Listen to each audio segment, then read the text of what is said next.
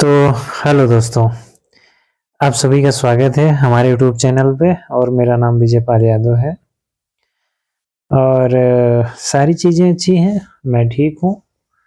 तो मैं काम से आया, शावर लिया और मैं थोड़ा दूध पी रहा था और मैं एक किताब पढ़ रहा था रज़िया सुल्ताना के बारे में। तो मुझे काफ़ी अच्छा लगा रज़िया सुल्ताना को पढ़ के।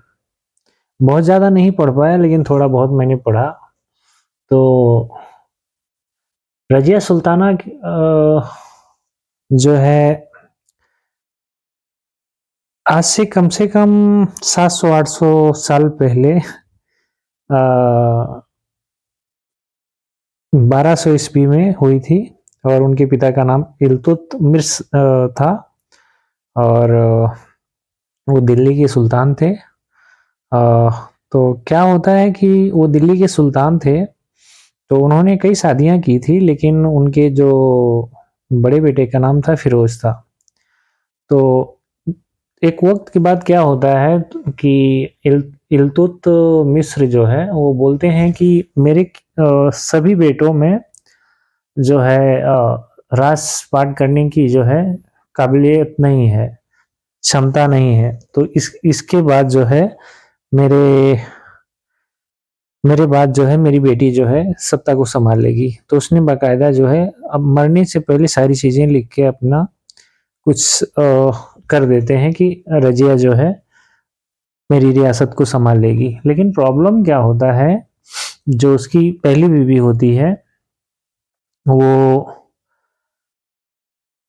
सारे जो है उसके इल्तुत के बाद में सारे सत्ता जो है सब कुछ करके अपने छल कपट और सारी चीजें करके जो है अपने बेटे को सुल्तान बना देती है, फिरोज को।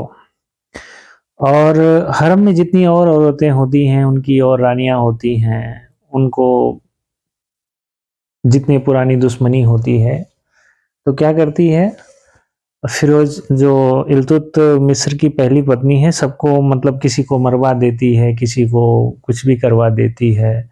और रजिया का जो फिरोज के सौतेला भाई होता है, जो रजिया का भाई होता है, उसकी आंख भी फड़वा देती है और उसको भी जान से मरवा देती है। और मतलब सब कुछ सत्ता को जो है अपने बेटे के कंट्रोल में कर लेती है। लेकिन क्या होता है, अब वो तो थोड़ा अय्याश टाइप का होता है, मतलब शराब पीना, लड़कियों में घुल रहना, सारी चीजें वही उसकी यही कहानी होती है। तो वहाँ की जनता जो है बहुत परेशान हो जाती है, दिल्ली की जनता जो है बहुत परेशान हो जाती है। फिर उसको कुछ कंट्रोल करने के लिए दिल्ली से बाहर जाना होता है। अब रजिया क्या करती है, मौके का फायदा उठा के जो है दिल्ली की जनता को अपने अपने पाले में करती है और सारा कुछ मिला के जो है फिरोज की माँ को कैद करवा लेते हैं। और जब फिरोज रिटर्न करता है दिल्ली पे, तो उसको जो है बंदी बना के उसका बंदी बना लेते हैं उसको। और फिर जो है उसके बाद में सारा कुछ अपने कंट्रोल में कर लेती है रजिया सुल्ताना।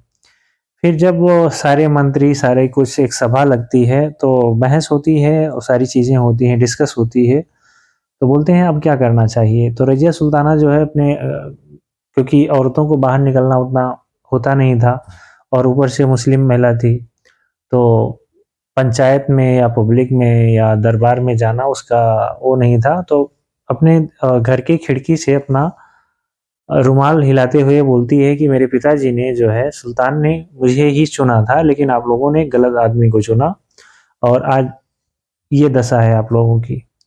और अगर आप लोग फिर से मुझे एक मौका देंगे, तो अगर आप लोग मुझे मौका देंगे तो मैं कुछ करके दिखाऊंगी आप लोगों को। तो अब उन लोगों के पास बहुत सारे ऑप्शन नहीं थे, क्योंकि क्या होता है जितने और भी उनके इल्तुत के बेटे थे सब तो ऐसे थे, शराबी थे, अय्याश थे। तो रजिया सुल्ताना जो है फाइनली जो है वहाँ की सुल्तान बनती है। हालांकि रजिया सुल्ताना बहुत टाइम तक दिल्ली पे शासन नहीं कर पाती है। उसका शासनकाल बहुत टाइम तक नहीं होता है, कोई 4 साल ऐसा कुछ होता है। फिर वो पंजाब जाती है किसी लड़ाई में, और फिर उसके वहाँ से उसको कैद कर लिया जाता है।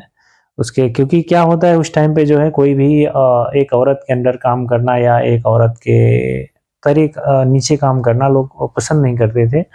तो इन्हीं साजिश और सारी चीज़ों की वजह से जो है रजिया को हटा देते हैं लोग। लेकिन जब मैं रजिया को पढ़ रहा था, रजिया सुल्ताना को, मुझे बहुत अच्छा लग रहा था कि सोचो आज से 800 साल पहले, और वो भी एक मुस्लिम समाज की लड़की जो कि बाहर नहीं निकल सकते हैं, इतनी प्रथा होती है, इतनी सारी चीज़ें होती हैं। फिर भी वो अपने पिताजी के राजकाज को अपने हाथ में लेती है और बहादुरी के साथ अपने सारा कुछ हैंडल करती है, और बहुत अच्छे से शासन को जितने साल भी चलाया, बहुत अच्छे से चलाया। तो इससे एक सीख मिलती है कि अगर आप एक लड़की हैं तो ज़रूरी नहीं है कि आपको मतलब अ, ये सोचना चाहिए कि मैं लड़की हूँ, मैं क्या कर सकती हूँ या चीज़ें क्या है। अगर आपको मौका मिल रहा है और चीज़ें हो रही हैं, तो उसका फ़ायदा उठाना चाहिए और आपको अपने कौशल को, अपने हुनर को दिखाना चाहिए। तो फाइनली रज़िया सुल्ताना की यही कहानी थी, और आप लोग अपना ख़्याल रखें हमेशा की तरह, और मैं भी जा रहा हूँ खाना बनाने के लिए। मिलते हैं दूसरे दिन। तब तक आप लोग अपना ख्याल रखें, खुश रहें। बहुत बहुत धन्यवाद आप सभी का। Thank you so much. मेर्सी बुकू।